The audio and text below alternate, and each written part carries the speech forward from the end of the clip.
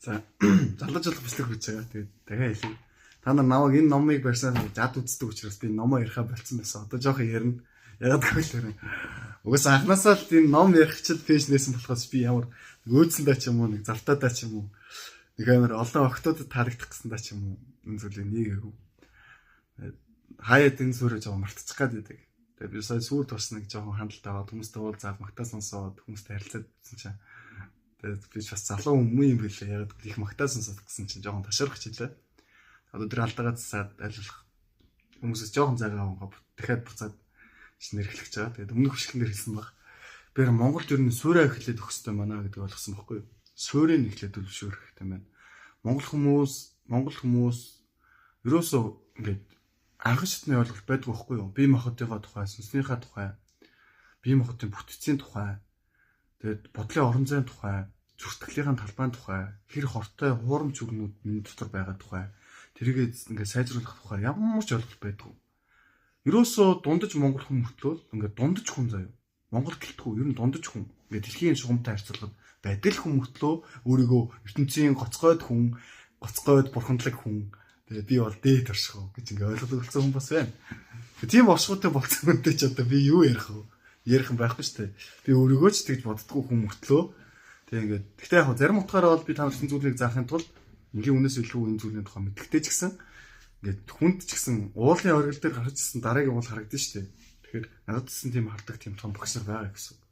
Араа хэрэг та нарыг би яг энэ урт насны сэдв урт насуулдаг сүмийг төлөөж байгаа Монгол дахь залуу хүн мөртлөө хэрэг би 4000 м болон дээр байвал та нар зарим довон дээр байгаа байхгүй.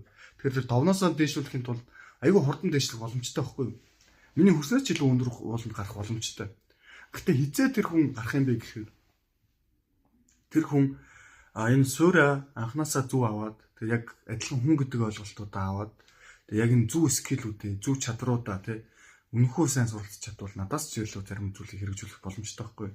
Бодит амьдралтай харилцах тэг. Бодит амьдралтай харилцах гэдэг дээр бол ялангуяа заримдаа бол энэ нас тогтсон хүмүүс илүү сайн харилцдаг надаас илүү ингээд энэ зүйлийг ингээд алдаануудыг хүмүүсийн алдааг ингээд хүлээн зөвшөөрөө сурцсан байдаг. Амьдралтай заримдаа бол зүв утгаараа илэрсэн байдаг байхгүй.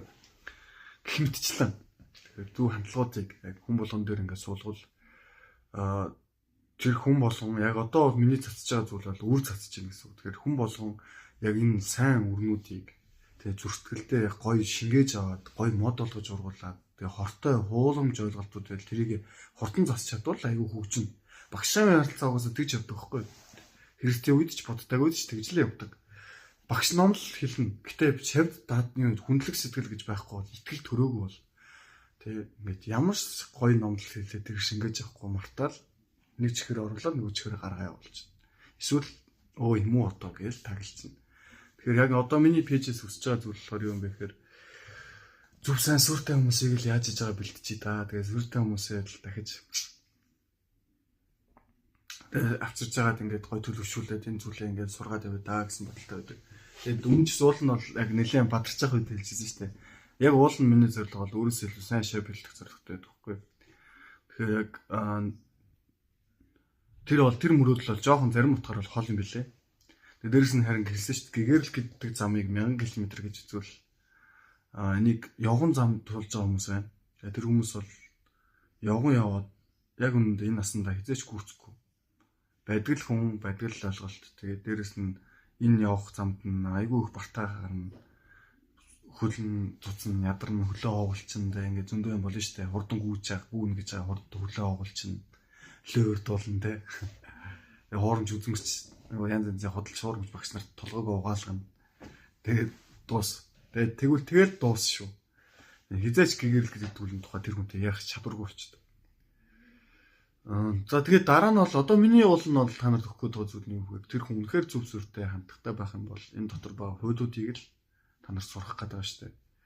Бодлоо өдөртөж судах, бодлоо бодит амьдралтай уух, эрэг байх, өөртөө төвлөр сурах, хүн биендээ эзэн болох. Тэгээд цаг үеэ мэдрэх, энэ цаг үедээ нийцж амьдрах, өгчмөл хэсгүүдэд амьдруулах гэх мэтчлэн тэр чадваруудыг сураад бие махбодын хувьд сураад. За дээрэс нь тодорхой хэмжээний шашны ойлголтуудтай болоод ямар утгаараа хүн сурд орно, ямар утгаараа хүн агуу юм, ямар утгаараа хүн бурхандлаг юм, ямар утгаараа хүн муухай юм гэх мэтчлэн энэ ялгаа заагуудыг ойлгоод Ингээд ирсний дараа бол арай үйл зүрхлийг ярих боломжтой л доо. Яриад ирэх юм бол ийм зүйлийг суугаад ирэх юм бол та нартай арай илүү том зүйлсийг тэгээд тэгэх юм бол би та нарыг хизээж олохооргүй амьдрал энэ насандаа хизээж ойлгохгүй байсан тэр зүйлийг чинь би та нарт зааж өгснөөрөө би та нарт маш их буян үлдчихин гэсэн үг байхгүй. Тэр буйнаар дамжуулаад та нар гэрэл гэдэг зам руу илүү ойртод ирж байгаа. Дээрээс нь би махан бие орхихгүй байдал руу ойртод ирж байгаа байхгүй. За баяртай. 5 минут болчихсон.